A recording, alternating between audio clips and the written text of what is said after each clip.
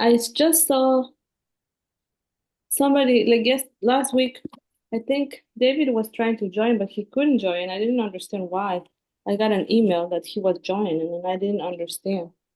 Anyways, I mean, okay. maybe he joined after we finished Mm, because the meeting goes on for half an hour because that's the shortest time I can do mm-hmm, in um in school. mm-hmm.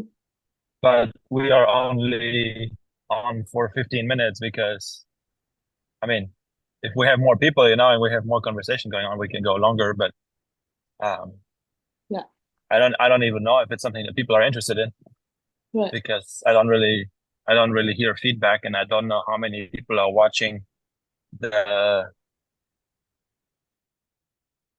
So yeah, I think I'm gonna go down to like once a month or something, Okay. or just drop it completely until somebody asks for it because it doesn't seem like it's provides value to the Okay. community, and that's the main thing, that we're trying to do Right. is help people learn the trade faster and have an easier time of starting out. But Right. if that doesn't really help what we're going over, or maybe I don't know, maybe it's not a good medium to consume during the week.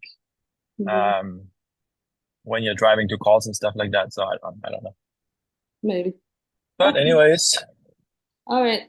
So today I wanted to ask about the courses.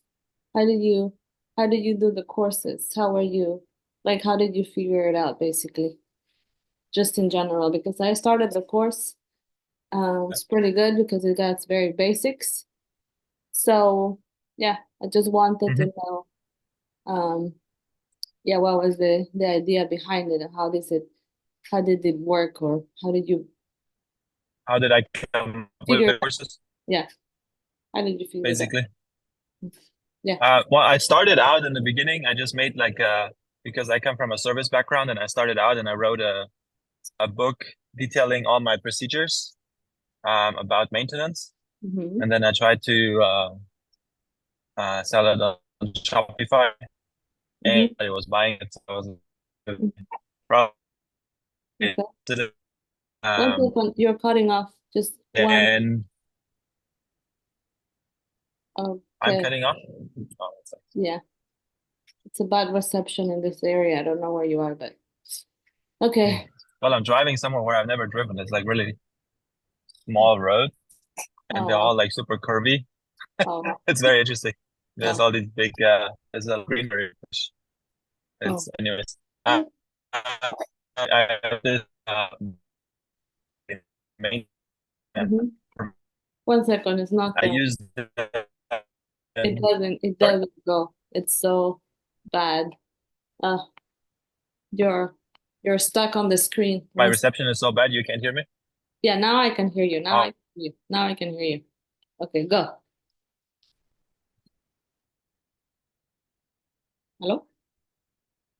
Hello. Okay, okay, you just let me know when I can talk. When I'm not talking, then just let me know. okay. Now you can talk. Now I can hear you. Okay. So should I repeat what I said in the beginning, or? Yes, you should. So I wrote a book on maintenance and preventative maintenance procedures because I come from a service background Mm-hmm. and that was what I knew. Mm-hmm. But honestly, it doesn't seem like it's something that people are that much interested in Mm-hmm. because I didn't really sell anything. Mm-hmm. And when I thought it over, I was like, well, what would I want if I was a new technician starting out? And at some point I was. And Mm-hmm. what I really wanted was a community and like courses on basics. So I Mm-hmm. know the basics and courses on specific troubleshooting scenarios. Mm-hmm. And then maybe also some like best practices for maintenance, just because I like maintenance. So Mm-hmm. that's what I then decided to move towards. But I Mm-hmm. used my book as a foundation, which wasn't really, I didn't really think that was a good idea. So then I thought it over and I was like, okay, so what is it like? What do I really use nowadays that would have helped me in the beginning? And I always think from a like what are the most basic basics? And then Mhm. I was like, okay, you have all the system components, and if you want to troubleshoot and you don't understand the AC unit, you don't understand the system and the components, you Mhm. cannot troubleshoot because you don't have what I call an ideal scene to compare it to. Mhm. Like you don't have the knowledge of what it's supposed to do and how it's supposed to look like and what it's supposed to accomplish. So you can't really go in and say, okay, there's something going on that it's not supposed to happen. Right. And then I was like, okay, so really to troubleshoot properly, you need to know the system components. And I was like, well, it's for new technicians.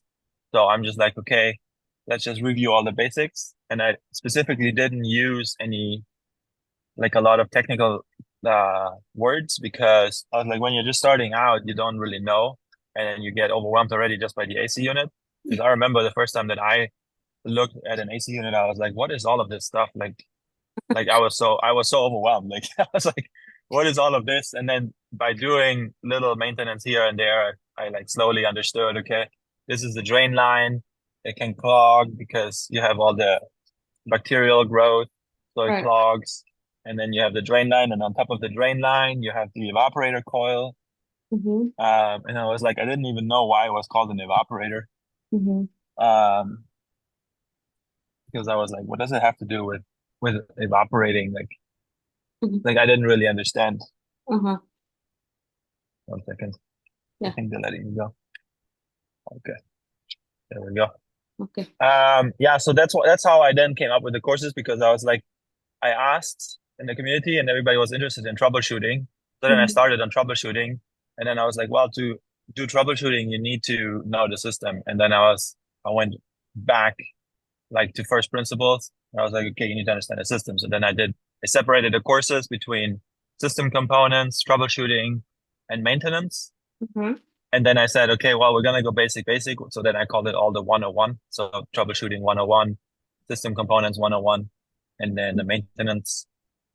Um, so that was my whole thought process, and it took me a while to get there. But Mhm. yeah, since you started, it's good to see that you understand it and it's very simple to understand. So Yeah, I mean, I liked it because the main thing is like if you've never done or if you've never gone to a place like I know like people do go to the university to become an HVAC sometimes or some sort of study, but I feel like personally I will be more interested to go on the field because then you know the components, right? And yeah, when you go to university, you basically just do the theory and you have no idea how things look like. So the fact that you have some videos on, that's good. And then you have some text to read, that's good. So you yeah. That have was in the beginning. I only had written stuff, and then I was like, well, a lot of people like visual, so then I added the videos. But I was also like, if I want to look up something, I don't want to watch like a 20-minute video explaining to me that this is a compressor or something. So then I was like, let's try to make it as short as possible so you can get through it fast and get the knowledge that you need. Because then once you're in the field, that's really when you're putting it all together. And then it's much easier if you have a short video that you can come back to instead of having to scroll through like a 15 or 20-minute video, just repeating the same thing over and over. I really hate that. So sometimes I just want to know one thing and then I have to watch it like 15 to 25-minute YouTube video just to get like one piece of information. And I'm like, it's a waste of my time. Like, why do I do that? That's true. So, That's true. So yeah, so I went through the course. The first part I haven't. I'm gonna start like the 101 with the general stuff, which was very mhm. good. And then it was good that you have like the visual and you have like the written stuff. So whoever is gonna do the courses, I will recommend it because if you're like I've never been an HVAC woman, obviously I will, but uh, you know, Yeah, if there's also a glossary in the there's a course. It's additional resources, and I put a glossary in there with like a lot oh, of HVAC terms, oh like well, basic HVAC terms. I think there's probably some missing as well, cool. but most of the most common ones are all there. So even if there's a word or something that you don't understand, then you can look it up in there. Yeah. Well, Uh, yeah, I did understood because everything you went over is all very also, basic. so you understood everything. Yeah, I do understood everything because it was not. It was not hard to understand. It was really nice and easy to digest. That's So good. that was good for me, but that was good that you figured it out. And yeah, I think if people want to understand it and want to know what it is and have a basic, you know, basics of this, they should just do the courses. I Yeah, recommend. I haven't been ever on. No, yeah, never been. yeah. I think a lot of the people actually in the community, I don't know for what reason, but a lot of people are actually 3 years or more. There's Mm-hmm. only a few people that are between 1 and 3 years, which is really what I'm advertising to. Mm-hmm. Um, so I think a lot of the people that are in the community right now, they want more of the in-depth, like troubleshooting stuff. But yeah, I'm trying to build a community for newer technicians so they can all collaborate and exchange information. That is really Mm-hmm. that's what I'm passionate about because that's when I had the hardest time Right. when I started out. So that's kind of like, but anyways, I mean, I like the community. I like all the people there. So I don't really mind if they're longer or shorter. So That's good.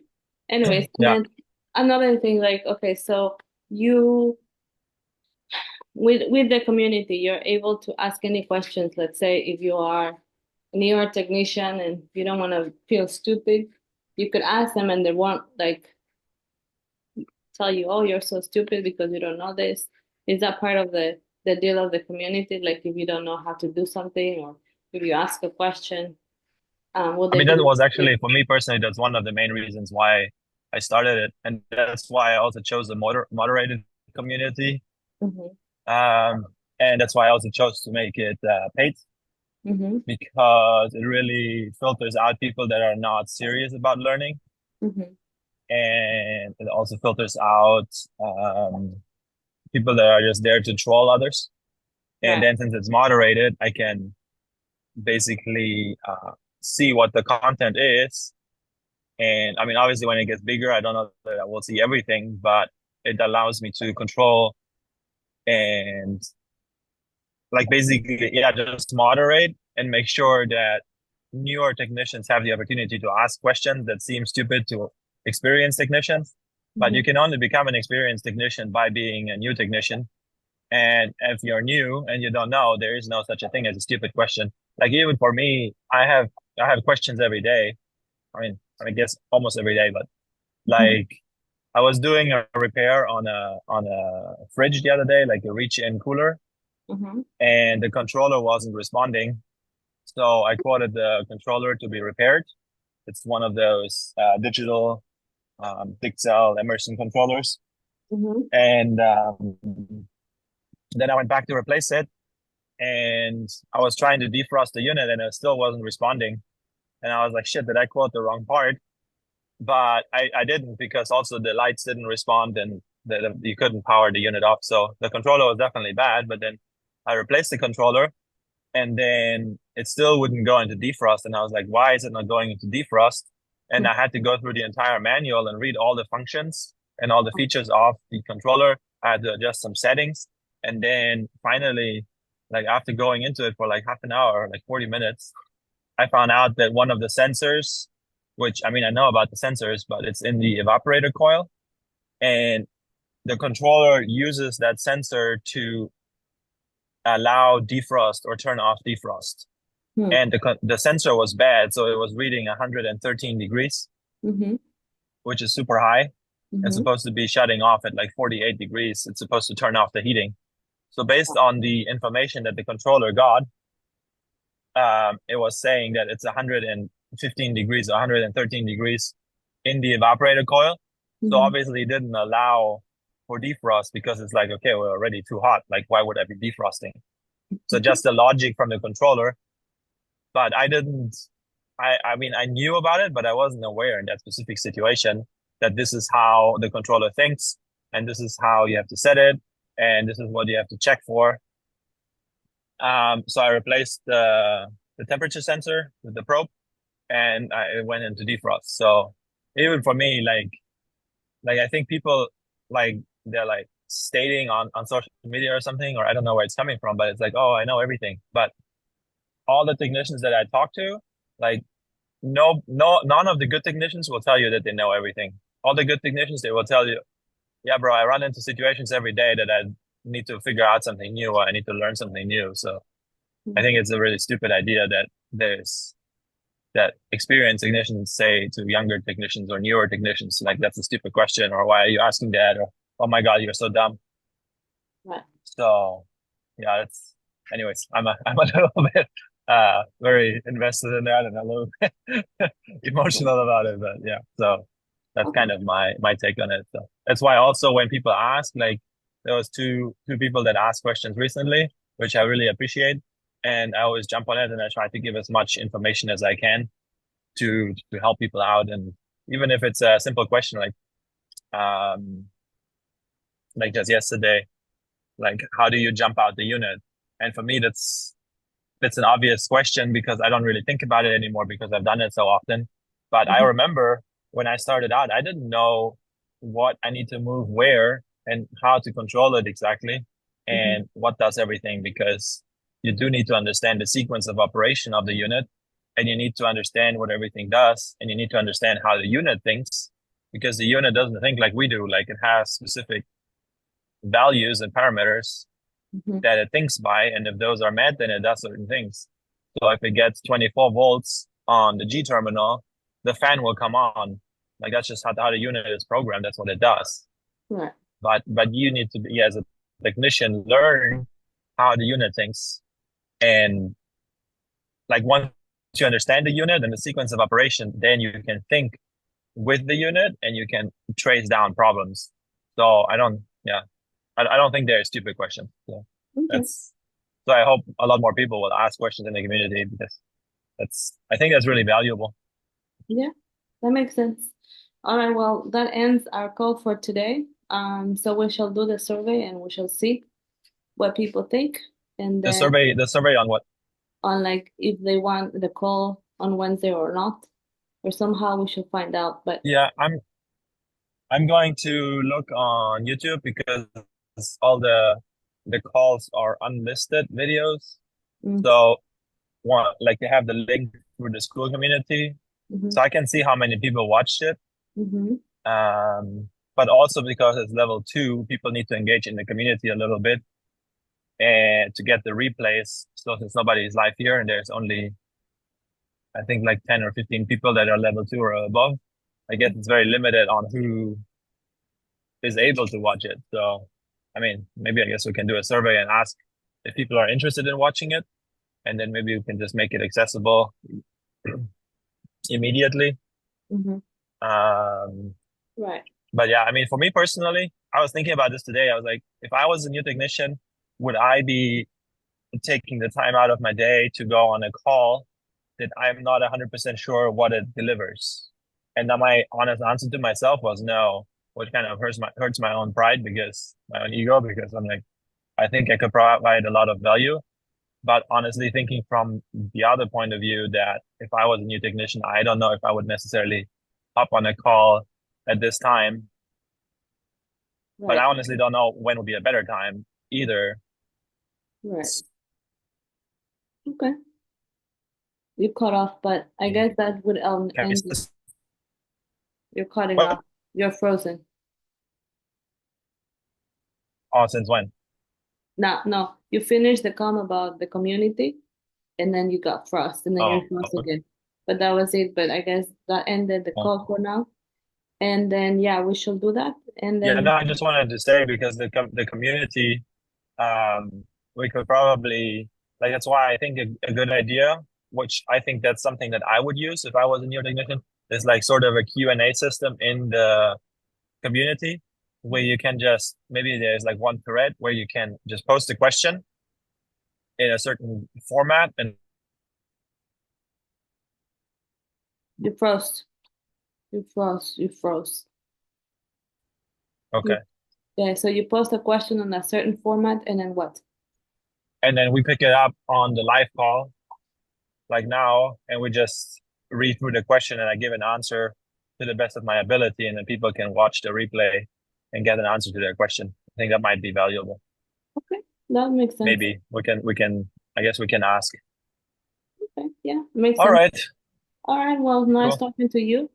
Yeah, And thanks for the feedback on the courses. That's good to know. yeah, you're welcome. Okay. Okay. Well, have a good day. You too. Bye bye. Okay, bye.